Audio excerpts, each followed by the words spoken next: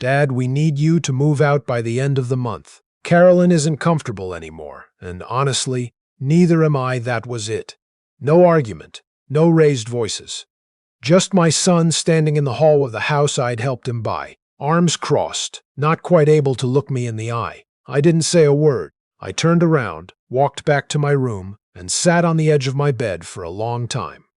The radiator clicked. Outside, a snowplow was grinding slowly down the street. It was February in Sudbury, -22 with the wind chill, and my son had just asked me to leave.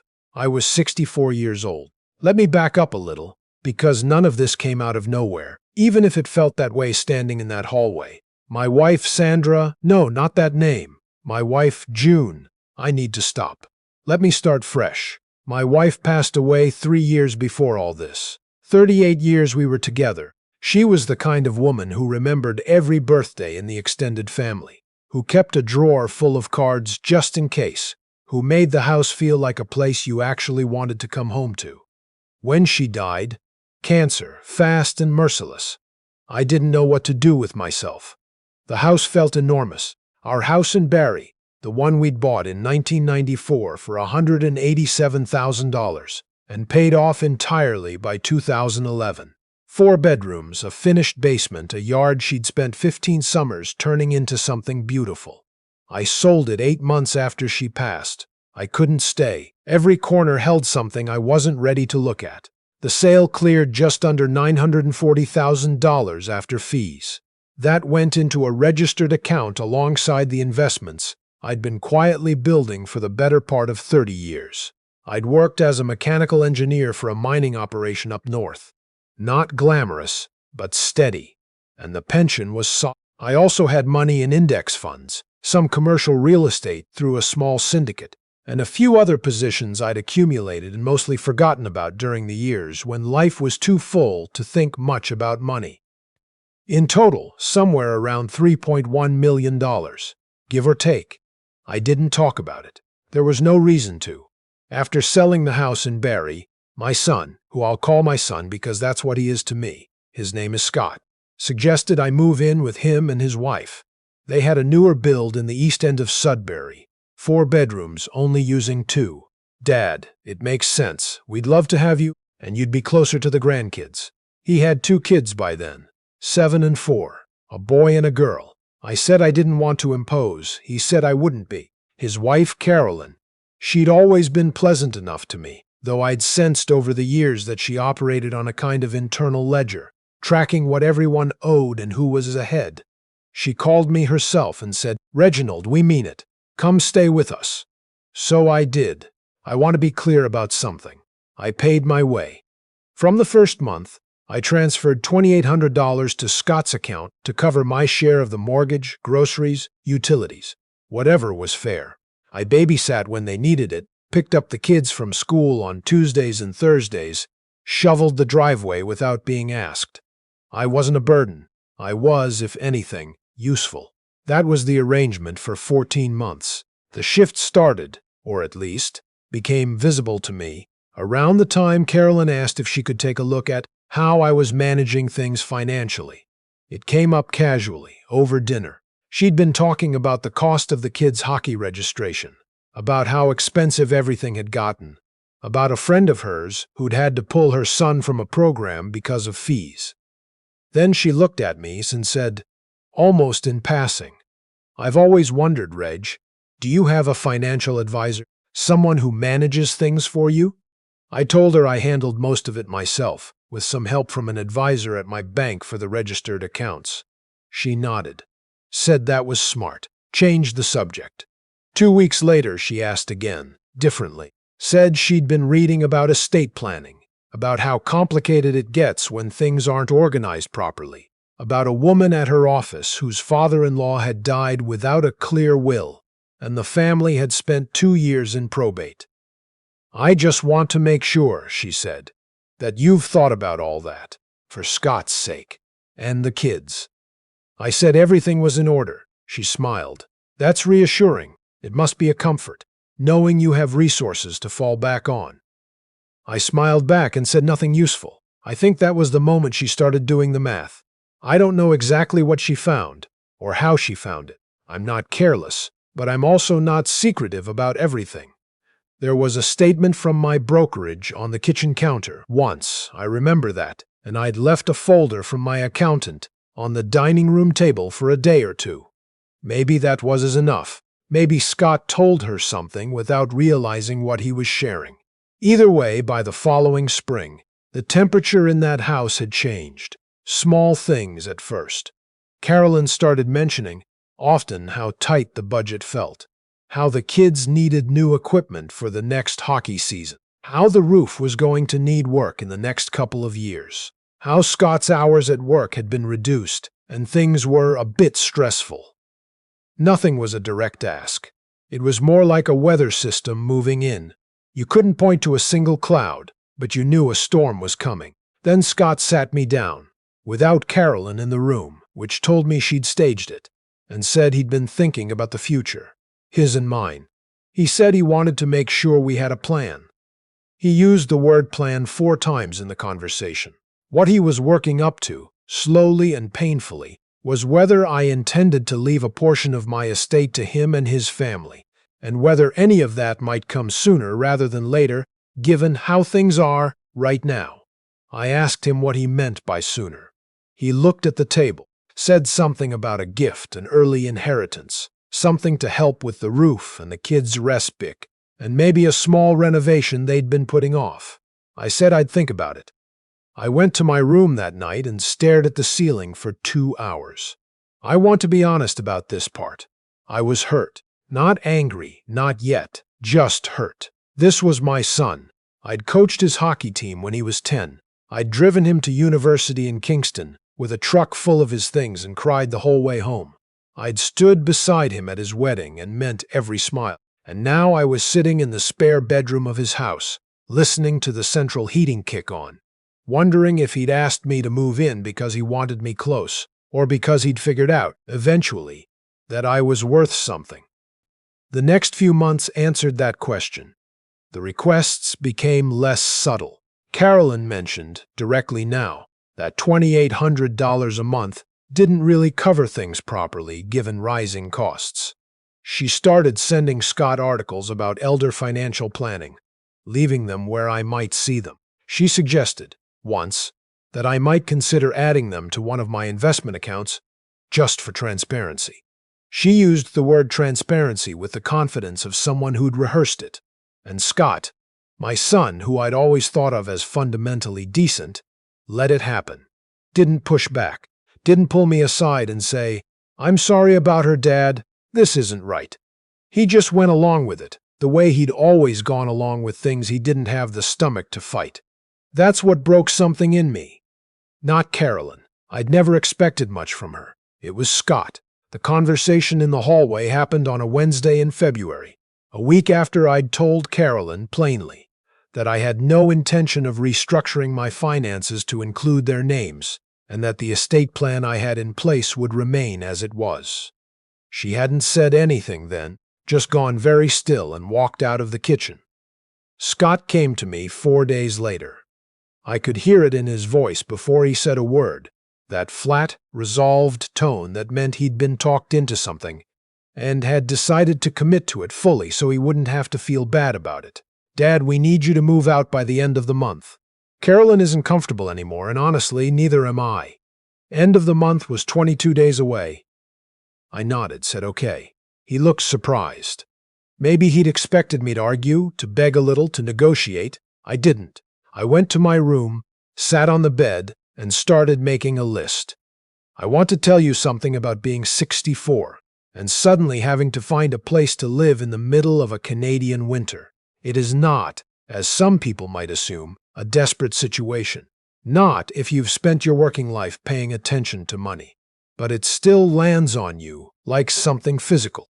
There's a practical weight to it and an emotional one, and for a few days I carried both without saying a word to anyone.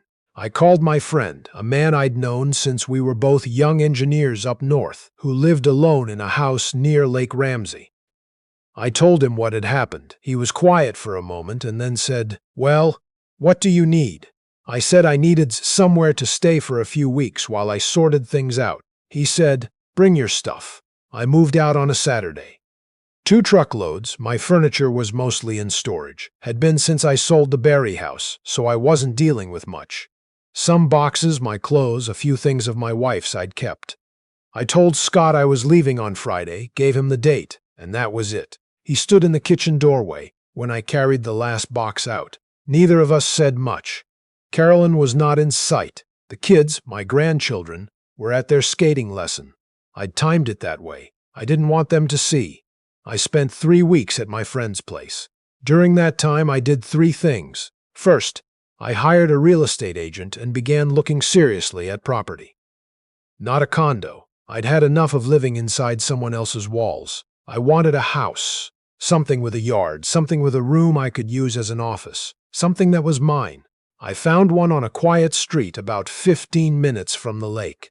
An older house, well-maintained, hardwood floors throughout, a back deck that caught the afternoon light.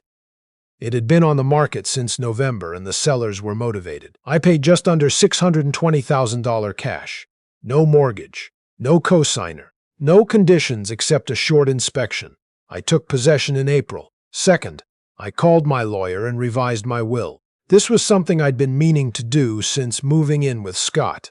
Update the beneficiaries now that circumstances had changed. Review the executor arrangements. Add some clarity around the Children's Trust. I'd set up education trusts for both kids years ago, structured so the funds went directly to them and couldn't be redirected or accessed by their parents. Those I left intact. The rest of the estate I've restructured. Scott remained a beneficiary, but the proportion and the conditions changed. Carolyn, who had been listed in a secondary capacity through their joint filing, was removed. I didn't do this out of anger. I want to be clear about that. I did it because it was the right thing to do. A will should reflect your actual relationships and your actual values, not the ones you hoped you'd have. Third, I called my financial advisor and reviewed everything, not to make changes, just to see where I stood, including the Berry house proceeds, the pension, the investments, the commercial real estate position, the registered accounts. The total picture was somewhere around $3.1 million. My advisor said I was in excellent shape. I already knew that. I just needed to hear it out loud, from someone who had no stake in the outcome.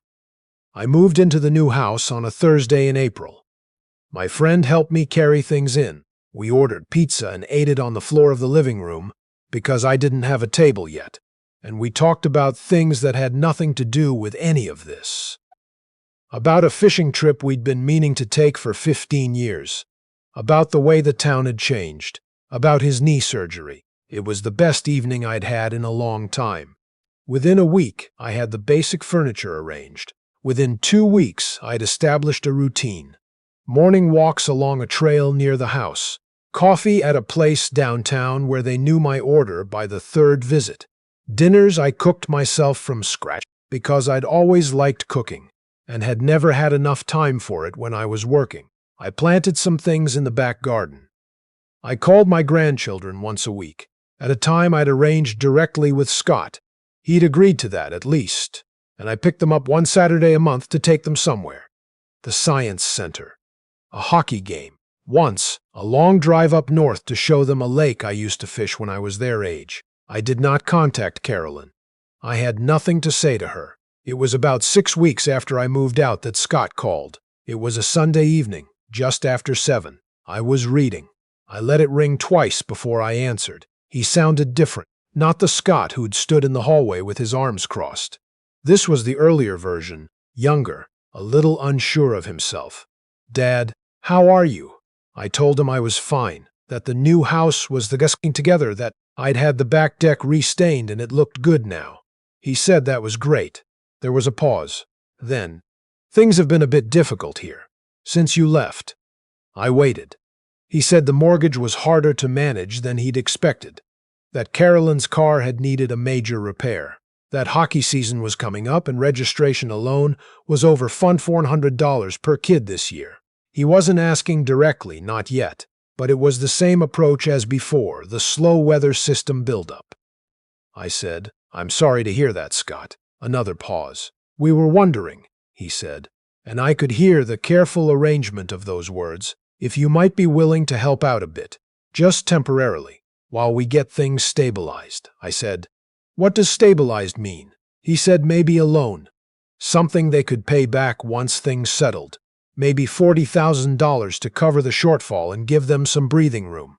I was quiet for a moment. I wasn't angry. I wasn't cold either. I was just clear. I said, Scott, when I was living with you, I paid $2,800 a month toward the household. I did it without complaint. I also put in 14 months of childcare, driving, and whatever else came up, also without complaint. When your wife decided she'd rather have access to my savings than my company, and you went along with that, I didn't argue. I just left. I found my own place. I took care of myself. That's what I'll keep doing. He was quiet. I said, I love you. I love those kids. That doesn't change, but I'm not a bank, and I'm not going to be made to feel like one. He started to say something. I think he was going to try again, from a different angle, and I said gently, let's not do this, son. Call me next week and let's talk about something else. We hung up. I went back to my book. Carolyn called 3 days later. That surprised me. She'd never been the type to reach out directly when things got uncomfortable. I suppose she'd concluded that Scott's approach hadn't worked and she'd try a different angle. She was warm. Warmer than she'd been in months, actually. Asked how the house was coming along. Said the kids missed me. Said she and Scott had been doing a lot of talking and she wanted me to know that she regretted how things had unfolded. I thanked her for saying so. Then she said she wanted to be honest with me, which, in my experience, is what people say just before they say something they've calculated very carefully, and told me that they were in a genuinely difficult position, that the mortgage was up for renewal in 6 months, and with current rates, the payment was going to jump by over $800 a month, that they'd been hoping to refinance with a larger property as leverage, but they didn't have the equity, that she was worried about the kids' stability, about the school, about having to move to a smaller place in a different neighborhood. She said, I know we didn't handle things well, I know that. But I'm asking you, as the grandfather of those children, to consider helping us, not for Scott and me, for them. I listened to the whole thing. I didn't interrupt. Then I said, Carolyn, the children have education trusts in their names, fully funded. No matter what happens between the adults in this family, those kids' post-secondary education is taken care of. That was true when I moved in with you, and it's still true now. I set that up for them, not as leverage, but because it was the right thing to do. Silence. As for the mortgage, that's yours and Scott's responsibility. I can't manage it for you. She said, so you're just going to watch us lose the house? I said, I don't know what's going to happen to the house, but that's not something I control, and it's not my job to. She didn't call again after that. Scott and I found our way back to something, eventually. It took most of the year. There were calls that went well, and calls that didn't. Visits with the grandchildren that were warm and easy. A few awkward dinners where we talked around everything we weren't saying. He never apologized directly. I don't think he has that kind of language yet, the kind that can carry the full weight of what happened. But he showed up. He called. He brought the kids over to see the new house and didn't say anything when his daughter announced. She liked Grandpa's house better because it smelled like soup. The mortgage came up for renewal in October. They worked it out, refinanced at a higher rate, made some adjustments. Carolyn went back to work full-time. Scott picked up some weekend consulting. I didn't ask about the details. That was their life to manage. I had mine. What I want to say, and this is the part that took me the longest to understand, the house my son asked me to leave was never really mine. I was a guest in it from the beginning. A paying guest, a useful one, but a guest. And there's nothing wrong with that, except I'd started to feel like I belonged there, which is a different thing. You belong somewhere when people want you there for yourself, not for what you contribute to the budget. I belong in the house I bought with cash on a quiet street in Sudbury. I belong at the coffee place where they know my order. I belong on that back deck in the evening when the light goes gold and I don't have to explain myself to anyone. My wife would have laughed at all of this. She would have told me I was too stubborn, that I should have said something sooner, that I let it go too far before I acted. She was usually right about those things, but she also would have told me, I can hear her saying it, that it takes a long time to learn the difference between the people who love you and the people who love what you can do for them, and that learning it, even late, is better than not learning it at all. I planted roses along the back fence this past May, 6 plants, a variety she used to grow in Barrie. They came up in July better than I expected. I sat on the deck in my good chair and looked at them for a long time and didn't feel like I was missing anything. That's the closest I can get to telling you what it feels like now.